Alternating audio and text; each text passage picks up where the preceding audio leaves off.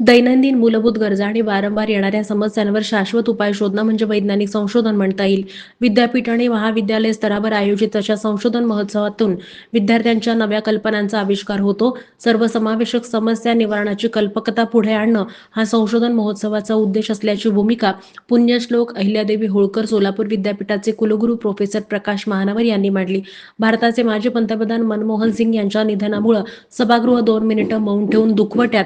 पुण्यश्लोक अहिल्यादेवी होळकर सोलापूर विद्यापीठाच्या वतीनं Walchand institute of टेक्नॉलॉजीमध्ये आयोजित आविष्कार 2024 विद्यापीठस्तरीय संशोधन महोत्सवाला सुरुवात करण्यात आली. वालचंद शिक्षण समूहाचे विश्वस्त वैभव गांधी यांनी स्वागत केलं. सावित्रीबाई फुले पुणे विद्यापीठातील माजी विभाग प्रमुख प्रवीण सप्तर्षी, कुलगुरू प्राध्यापक लक्ष्मीकांत दामा, प्राचार्य डॉक्टर विजय आठवले, विकास पाटील, समन्वयक डॉक्टर विनायक धुळप, डॉक्टर अशोक शिंदे यांच्या आविष्कार 2024 महाविद्यालयातर्फे समन्वयक डॉक्टर सतीश काशीद, डॉक्टर रश्मी दीक्षित उपस्थित होते.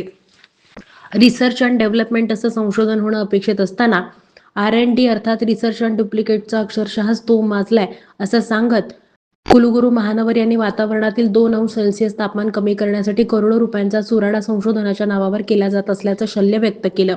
अगदी छोट्या छोट्या संशोधक वृत्ती महोत्सवाचा एक महत्त्वाचा भाग बनू शकतात असं सांगत प्रवीण सप्तर्षी म्हणाले की विकसित देशाचं अनुकरण करण्यापेक्षा आपल्या विकसनशील देशातील आणि आपल्या परिसरातील ग्रामीण जीवनमान उंचावण्यावर केलेलं संशोधन या महोत्सवात विद्यार्थ्यांकडून मांडलं जाणं अपेक्षित असल्याचं प्राध्यापक सप्तर्षी यांनी स्पष्ट केलं. या महोत्सवात पदवी, पदव्युत्तर, PhD स्तरावरील 400 पेक्षा जास्त प्रकल्पांचं सादरीकरण करण्यात आलं. महत्त्वपूर्ण कार्यक्रमाचा संशोधन प्रेमींनी लाभ घ्यावा असं आवाहन महाविद्यालयाकडून करण्यात आलं.